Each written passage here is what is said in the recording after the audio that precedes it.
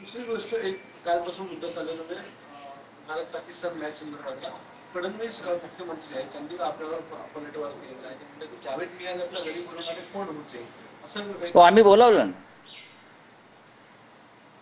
जावेद मियाँदाद हे स्वतः बाळासाहेब देवेंद्र फडणवीस हे अर्धवट ज्ञानी आहेत.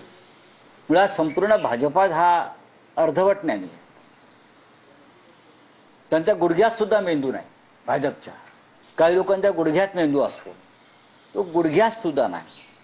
त्यांनी मी तयार केलेला ठाकरे चित्रपट पाहायला पाहिजे. त्यांनी बाळासाहेब ठाकरे माननीय हिंदुहृदय सम्राट यांच्या त्या काळातल्या मुलाखती समजून घ्यायला पाहिजे. ते पुस्तक जे आहे एकवचनी, त्यात बाळासाहेबांनी भूमिका स्पष्ट मांडलेली आहे. दिलीप वेंगसरकर, क्रिकेटपटू दिलीप वेंगसरकर हे जावेद मियाँदादला घेऊन अचानक मातोश्रीवर आले. आणि जावेद मियाँदाद का आले होते? बाळासाहेबांना विनंती करण्यासाठी आले होते. काय विनंती करायला आले होते? की भारत पाकिस्तान क्रिकेट मॅचेसला विरोध करू नका, पुन्हा मॅचेस सुरू करा. बाळासाहेबांनी तोंडावर काय सांगितलं? काय सांगितलं? दहशतवाद आणि क्रिकेट एकत्र चालणार नाही. टेररिझम अँड क्रिकेट हे एकत्र चालणार नाही. जोपर्यंत काश्मीरमध्ये पाकिस्तानचा रक्तपात जो सुरू आहे तो थांबत नाही, तोपर्यंत मी भारत पाकिस्तान क्रिकेटला परवानगी देणार नाही. मिस्टर फडणवीस, तुमच्या नरेंद्र मोदी सारखं शेपूट नाही घातलं बाळासाहेबांनी प्रेसिडेंट ट्रम्प समोर किंवा पाकिस्तान समोर किंवा चीन समोर. ऑपरेशन सिंधूरच्या वेळेला काय म्हणाले मोदीजी? रक्त आणि पाणी एकत्र चालणार नाही, वाहणार नाही. आणि आता क्रिकेट चालतंय. बाळासाहेबांनी तोंडावर सांगितले मियाँदादला, चाय पिया और निकल जाओ.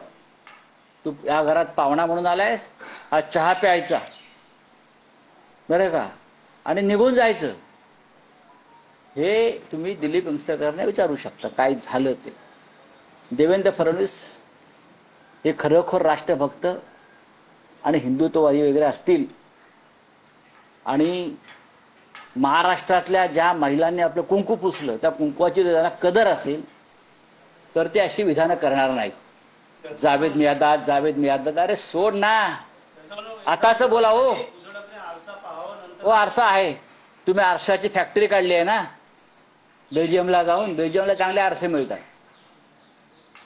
आरशाची फॅक्टरी यांची आहे ना भाजपवाल्यांची. पहा, नागडे दिसाल तुम्ही त्याच्यामध्ये. त्यांचा आरसा आहे, पहा तुम्ही. नागडे दिसाल सुद्धा, नागडे पाहाल. काय सांगताय तुम्ही? पाकिस्तान बरोबर क्रिकेटला तुमचा पाठिंबा आहे का? एवढं सांगा, होय की नाही. हे फालतू जावेद मियाँदाद, निकोण वासिम अक्रम विक्रम बोलू नका. शेपूट घातलाय भारतीय जनता पक्षाने पाकड्यांसमोर पैशासाठी. हे काय तुम्ही कोणाची तरफदारी करताय देवेंद्र फडणवीस? कोणाच्या? लाडक्या बहिणींना काल काहीतरी राख्या बांधून घेतल्यात. ज्यांनी 26 महिलांनी कुंकू पुसलं त्या तुमच्या लाडक्या बहिणी नाहीत? पेलगावमध्ये भारतीय जनता पक्ष म्हणजे खोटेपणाची फॅक्टरी आहे. जावेद मियाँदादचा विषय किती वर्ष काढताय? आताच बोला हो. पंडित नेहरू काढतायत 60 वर्षापासून, जावेद मियाँदाद काढतायत 40 वर्षापासून. स्वतःच बोला. स्वतः तुम्ही उघडे नागडे पडलेले आहेत ते पहा. बोगस महिलांचा सुळसुळाट झालेला आहे आणि त्याच्यामध्ये सर्वाधिक बोगसच्या महिला लाडक्या बहिणीच्या होत्या त्या सगळ्या दोन्ही उपमुख्यमंत्री काही ज्येष्ठ मंत्र्यांच्या मतदारसंघात नक्कीच आहे. आपापल्या मतदारसंघामध्ये बोगस लाडके भाऊ लाडक्या बहिणींना पैसे वाटप करून यांनी मतं विकत घेतली. त्याला हा सुद्धा गुन्हा मतचोरीमध्येच जातो. हा जो गुन्हा आहे लाडक्या बहिणींना बोगस, लाडक्या भावांना लाडक्या आजोबांना बहिणींचे पैसे देऊन जी मतं विकत घेतली, हा गुन्हा सुद्धा मतचोरीमध्येच मोडला जातो. मिस्टर फडणवीस, मिस्टर मिंदे आणि मिस्टर अजित पवार. ठीक आहे, चलिए. सरकारला सवाल केलाय, सुप्रिया सुळेंनी सरकारला सवाल केलाय की मी माझ्या पैशाने मटण खाते, माझ्या पांडुरंगाला मटण चालतं. ठीक आहे. असं त्यांना त्यांच्यावर आक्षेप कोणी घेतला मटण खाण्याचा? टीका केली होती त्यांच्यावर. करू द्या ना. टीका करायला काय? यांना टीका करण्याशिवाय येतं काय? या महाराष्ट्रामध्ये मटण खायला बंदी आहे का? तर महाराष्ट्राचा मराठा धर्म जो आहे तो नष्ट केलाय का कोणी? तसं असेल तर सांगा. कोणी काय खावं हे तुम्ही ठरू शकत नाही. खावं ना. सुप्रिया सुळेंना मारकरी संप्रदाय उत्तर देईल असं फडणवीस म्हणतात. बरं, फडणवीसांना सांगा तुम्ही चोरून काय खाता ते मला माहिती आहे. फडणवीस काय शाकाहारी आहेत का? आम्हाला माहित नाही फडणवीस काय खातात. कशाला खाण्यापिण्यावर जात आहे?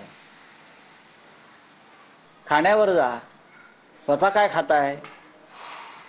मटण चिकन का महाग झाली आहे मार्केटला? आम्ही खातो म्हणून नाही. जे कालपर्यंत खात नव्हते तेच जाऊन रांग लावून घेत आहेत तिथे. सर, कोकणात जाण्यासाठी मोदी एक्सप्रेस सोडण्यात आली आहे. त्यांना काय वाटतं? सोडून द्यावं. बोला, हिंदी में क्या है क्या? सर, बाळासाहेब थोरात यांना एकाने धमकी दिली होती. झाला विषय तो. बोला. अध्यात्माचा विषय आहे. काही लोक अध्यात्मामध्ये काही गुंड आणि माफिया शिरलेले आहेत. बरं, काही महाराष्ट्राची परंपरा नाही. ते सर, जो प्रकार बाळासाहेब थोरांच्या बाबतीत घडलाय त्याचा धिक्कार करावा थोडा थोडा. याचा धिक्कार राज्याच्या मुख्यमंत्र्यांनी केला पाहिजे. त्यांनी नवीन याचा अरे सोडून द्यावं. कोण हे गुंड माफिया अध्यात्मात शिरतात देणं अशी भाषा करतात? काय त्याचे प्रश्न विचारताय? राज ठाकरे जी ने ये मुद्दा पहले भी उठाया है जब चुनाव के नतीजे आए.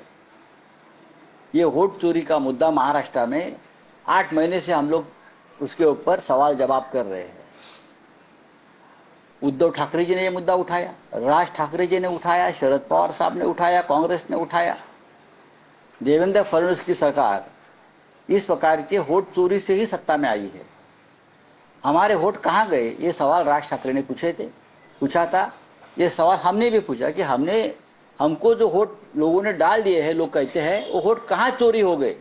अब ये चोरी का मुद्दा राहुल गांधी जी ने राष्ट्रीय स्तर पर उठाया है और अंतर्राष्ट्रीय स्तर पर जा रहा है. किस तरह से नरेंद्र मोदी, अमित शाह लोकतंत्र की हत्या करके सत्ता पर बैठे, जैसे लिबिया में हो गया, इराक में होता है, सीरिया में होता है, अफगानिस्तान में होता है, युगांडा में इदी अमीन ने किया. उसी तरह से नरेंद्र मोदी, अमित शाह हिंदुस्तान में वोट चोरी, लोकतंत्र की हत्या करके सत्ता में बैठे. Thank you.